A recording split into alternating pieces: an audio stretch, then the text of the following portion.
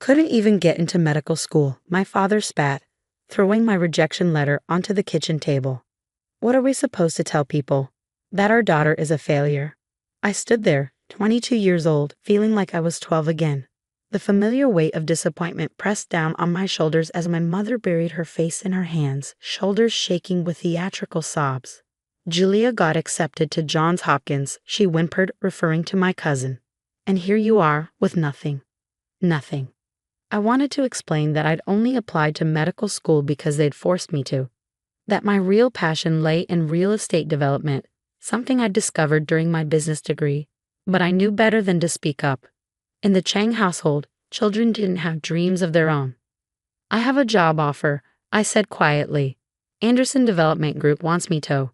A real estate company. My father's voice dripped with contempt. You think we spent all that money on your education so you could sell houses? It's not selling houses, Dad. It's commercial development. They're one of the biggest. Enough. He slammed his hand on the table, making the fancy china rattle. The same china that only came out when their friends visited, so they could pretend we were the perfect family. No daughter of mine will waste her life showing empty buildings to strangers. My mother wiped her eyes, careful not to smudge her expensive mascara. What will we tell the Kims? Their daughter just started her residency at Mayo Clinic. I'd spent my entire life trying to live up to their expectations. Every decision, every achievement measured against their friends' children. Nothing was ever enough. I start work next Monday, I said, forcing strength into my voice. I've already accepted the position. The silence that followed was deafening. My father stood up slowly, his face a mask of cold fury. Then you can find somewhere else to live. I won't support this disgrace. Dad, you have until Sunday to get out. He turned to leave the kitchen, then paused. And don't expect any help. If you want to throw away everything we've given you, you can do it on your own. My mother wouldn't even look at me as she followed him out. That night, I sat in my childhood bedroom, surrounded by the medical textbooks they'd bought me, the MCAT prep materials I'd never wanted, and the weight of 2 decades of crushed dreams. I had $3,427 in my bank account, savings from my part-time job during college. It wasn't much, but it would have to be enough. By Sunday morning, I'd found a tiny studio apartment that I could barely afford. As I loaded the last box into my old Honda Civic, a car my father reminded me constantly was an embarrassment, my mother appeared in the doorway. Sarah, she said, her voice quiet. It's not too late. Apply again next year. Dr. Kim said he'd write you a recommendation. I closed the trunk, turning to face her. Mom, I don't want to be a doctor. I never did. You're being selfish, she sniffed. After everything we've done for you. Everything they'd done for me. Like forcing me into advanced classes I hated, like scheduling my life down to the minute with activities that would look good on a medical school application, like making sure I knew that every accomplishment was somehow inadequate. Goodbye, Mom. She didn't respond, just turned and went back inside. I drove away from my childhood home with tears streaming down my face, but also with something I'd never felt before. Freedom. The studio apartment was exactly what you'd expect for $800 a month. Cramped, with mysterious stains on the carpet and a kitchen so small you couldn't open the oven door fully. But it was mine. Monday morning, I walked into Anderson Development Group's gleaming office tower wearing my one professional outfit, a navy blue suit I bought on sale for interviews. My new boss, Diane Anderson, greeted me with a warm smile. Welcome to the team, Sarah. Ready to learn the real estate development business from the ground up. I nodded eagerly. I'll do whatever it takes. And I meant it. Over the next 6 months, I absorbed everything I could. I stayed late studying building codes, zoning laws, and market analysis. I volunteered for every project, no matter how small. While my colleagues complained about weekend site visits, I saw each one as an opportunity to learn. Deanne noticed. One Friday evening, as I was reviewing environmental impact reports long after everyone else had left, she stopped by my desk. Sarah, why real estate development? I looked up, caught off guard by the question. I like creating something real, something that lasts. When I see an empty lot or a rundown building, I can envision what it could become. She smiled, pulling up a chair. Your parents wanted you to be a doctor, didn't they? I stared at her, surprised. How did you know? I see it a lot in this industry. Children of immigrant parents expected to become doctors or lawyers. But some of us have different dreams. She paused, like turning around failing properties and building something meaningful. I nodded, feeling tears threaten. No one had ever understood before. I have a project, Diane continued. It's small, probably too small for Anderson Group, but it has potential. An old warehouse in the Arts District. The owner's practically giving it away because it needs so much work. My heart started beating faster. What are you suggesting? I'm suggesting you take a risk. The asking price is $175,000. I know a private lender who might be interested, especially if I vouch for you. I laughed nervously. Me? Buy a warehouse? I can barely make rent. Diane leaned forward. Sometimes the biggest opportunities come when we're least prepared for them. Think about it. That night, I couldn't sleep. I pulled up the warehouse listing on my laptop, studying every detail. The building was a mess. Broken windows, graffiti-covered walls, years of neglect. But location was everything in real estate, and the Arts District was growing. The next morning, I called the private lender. With Diane's recommendation and my business degree, they agreed to finance 80% of the purchase price. I would need to come up with $35,000 for the down payment. I had exactly $4,892 in savings. But I also had an idea. The warehouse had a small attached office space that could be renovated quickly. If I lived there while working on the rest of the building, it was crazy, probably illegal, definitely desperate. I did it anyway. 2 months later, I owned the warehouse. I moved out of my apartment and into the office space, setting up a makeshift bathroom and kitchen. Every morning, I went to work at Anderson Group. Every evening and weekend, I worked on my building. You two became my best friend. I learned basic electrical work, plumbing, and how to patch walls. When something was beyond my skills, I traded with local contractors, helping with their paperwork and permits in exchange for labor. 6 months in, I got my first break. A local artist collective needed studio space. The warehouse wasn't fully renovated, but they loved the raw industrial aesthetic. I rented them the main floor at below market rates, using the income to fund more improvements. Word spread through the arts community. Soon I had a waiting list of potential tenants, artists, designers, small creative businesses. Each one brought their own improvements, turning the warehouse into something unique. 1 year after buying the building, its value had tripled. I refinanced, using the equity to buy another property, then another. 5 years passed. I built a reputation for turning around troubled properties, particularly in arts and cultural districts. My company, Nova Development, specialized in community-focused projects that preserved neighborhood character while creating sustainable growth. I rarely thought about my parents anymore. Through mutual friends, I heard snippets of news. They'd moved to a bigger house in the suburbs, still chasing status. They bragged about Julia's medical career, but never mentioned me. Then came the call that changed everything. Ms. Chang. The voice was professional, formal. This is David Montgomery from First National Bank. I'm calling about the Riverside Heights property. My heart skipped. Riverside Heights was the most prestigious development in the city. Multi-million-dollar homes with river views and private docks. Yes. We're handling a purchase agreement for your parents, Richard and Helen Chang. They're interested in the Morrison estate. I knew the property, a $5 million mansion that had been on the market for months. I see, I said carefully. And why are you calling me? Well, he cleared his throat. Given the unique nature of the property and the financing requirements, we need all immediate family members to sign off on the purchase. Your parents suggested you'd be happy to help. I sat back in my chair, staring out my office window at the city skyline. 5 years of silence, and now they needed my signature. Did they mention that they kicked me out? That they haven't spoken to me in 5 years? Silence on the other end. I'll have to get back to you, I said and hung up. Less than an hour later, my phone rang again. This time, a number I hadn't seen in 5 years. Time to face the music.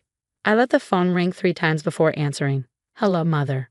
Sarah. Her voice hadn't changed, still that perfect blend of disappointment and accusation. We need to talk. About the Riverside Heights house? I kept my tone neutral, professional.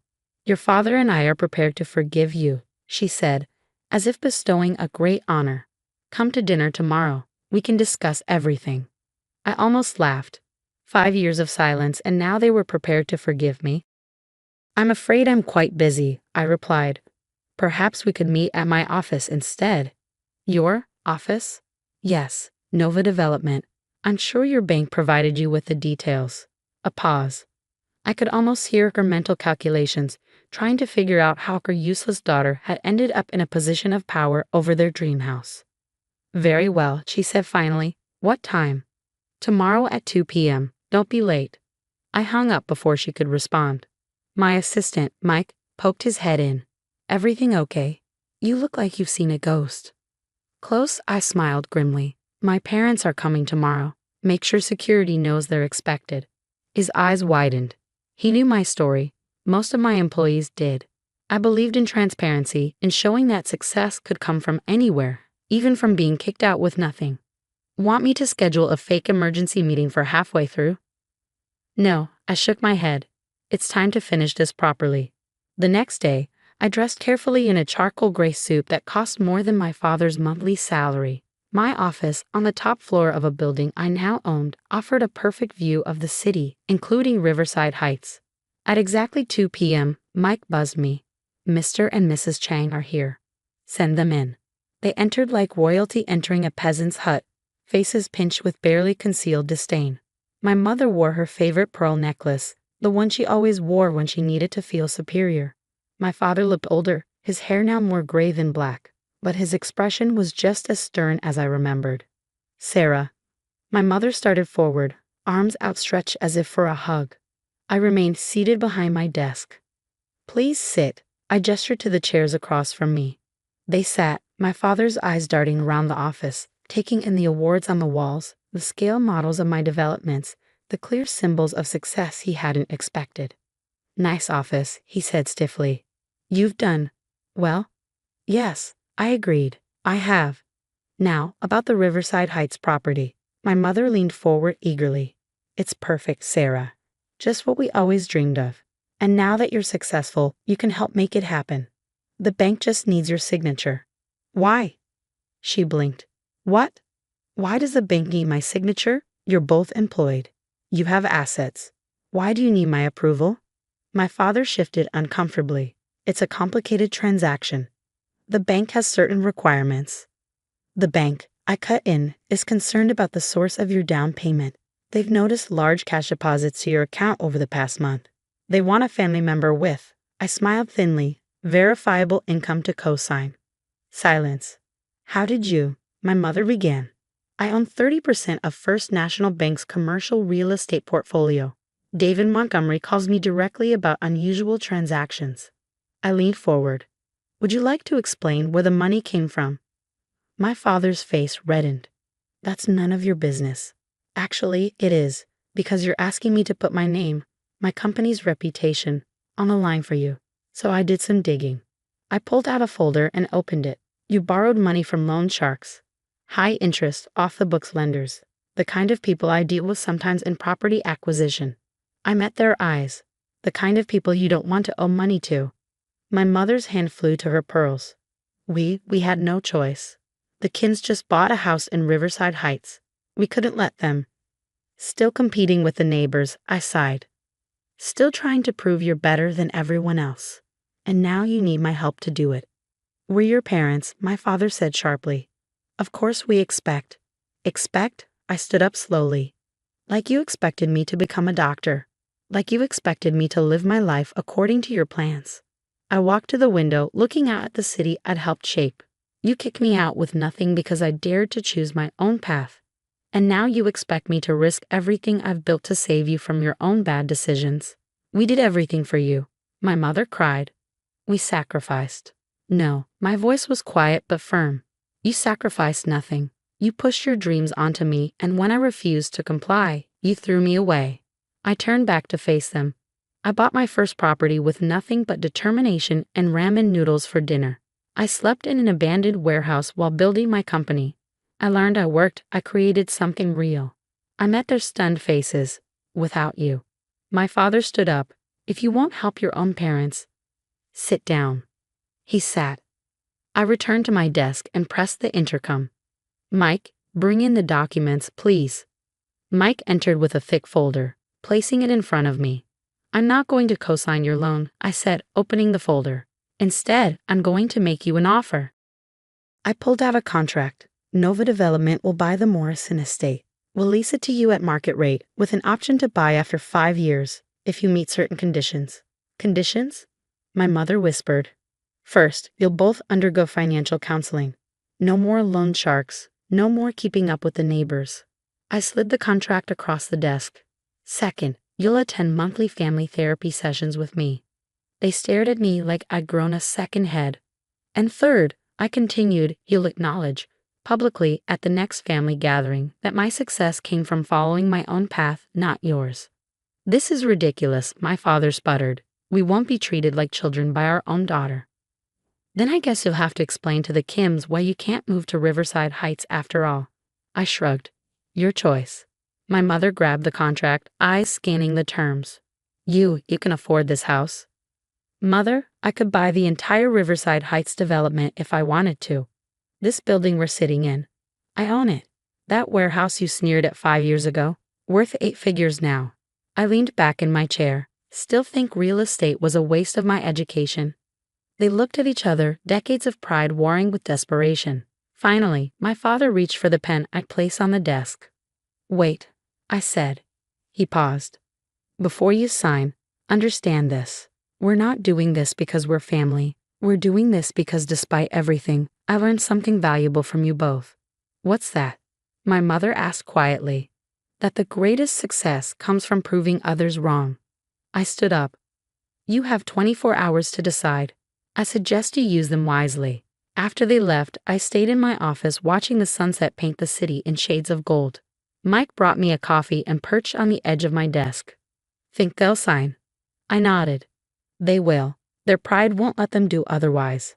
I sipped my coffee. The therapy sessions will be interesting though. He chuckled. You're not actually going to make them do that, are you? Every single session. I smiled. Sometimes the best revenge is forcing people to face themselves. 3 days later, I received the signed contract via courier. Included was a handwritten note from my mother.